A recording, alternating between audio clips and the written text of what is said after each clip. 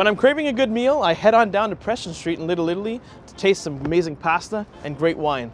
I'm gonna visit my friends Eric and Chef Ryan at DiVino, and we're gonna pair some wines with an amazing dish. Let's check it out. Hey guys. How you doing? Eric, how you doing, man? Hey, Chef Ryan. Things are good? Yeah. Awesome. I mean, I'm super excited for today. Yeah, we're hitting pasta. Oh, hitting pasta. Yeah. And then we're gonna pair some wine. We're gonna drink some wine too. Dude, that's also important.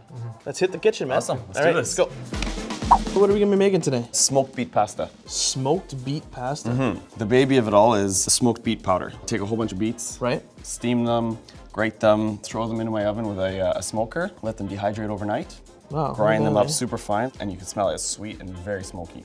Very nice. I guess that's gonna make it for a red pasta, right? They're like a deep purple red. A deep Yeah. purple red. So we'll start with our flour There we go. and our beet powder. We can toss right in there. I'll let you whisk away. All right. I just want a pinch of salt with the flour. It hits you, eh? Woo. You should. It's good. Smoky. Oh, now I can really actually, at first it started with the smoky smell, but now I can smell beets And as it's getting hydrated, it's right? sweet. And the beets have a natural sweetness, Yeah. which is awesome. Right on into the well. The working will end up pulling all the little bits Whoa. out, even the gum. Bit by bit, we'll start bringing it in. How did you come up with the idea to do a smoked beet pasta? When I started, there was about 150 pounds of beets in the fridge. So I had to do something with it. Yeah.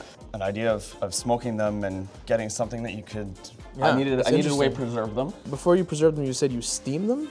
Yeah, so I needed a way to just break them down. Yeah. Right? By steaming them, I've got that I can grate them, make all these little bits. Right. So That how do was you kinda grind my it? way. I use a food processor. Okay, just with the little food processor. Grater attachment, Cool. yeah. So I like to do kind of a 3-step. So I get it here, Yep. and I let it sit. Okay. And then you kind of turn it a couple Yep. times, and in doing so, it forms our nice dough ball. Okay, perfect. So that's our starting point. Hey, there we Boom. go. Rested Okay. and ready to go.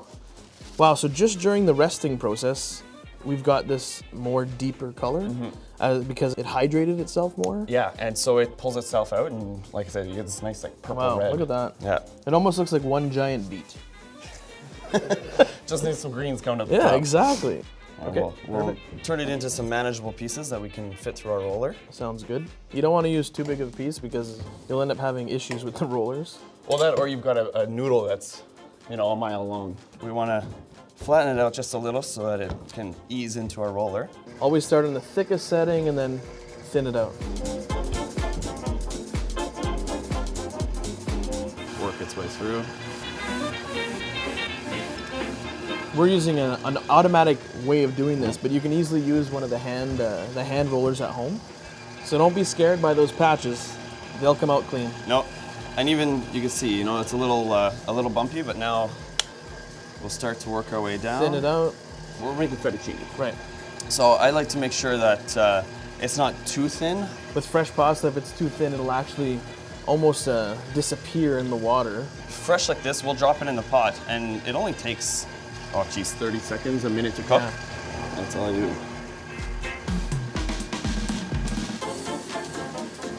All right, so Look at that.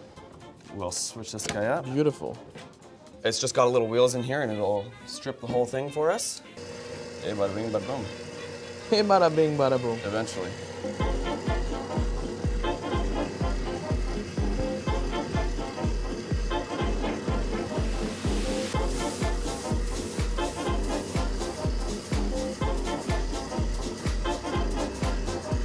Beautiful.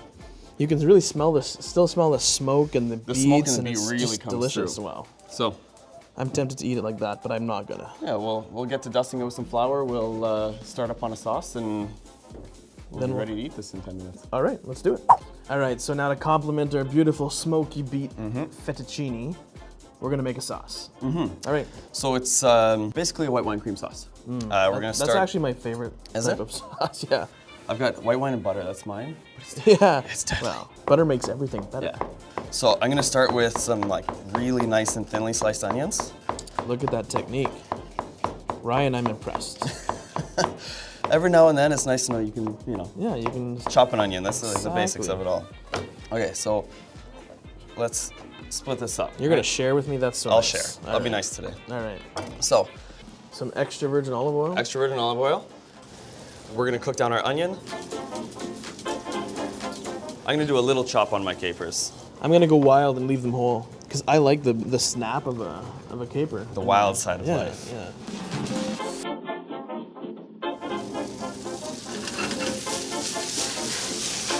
All right, got our garlic going in here now. You have the good rasp too. So once it's cooked up a little bit, splash of white wine. Fire! You gotta have some fun. So our beautiful beet pasta from earlier. Awesome. We'll get into the water, give it a little stir.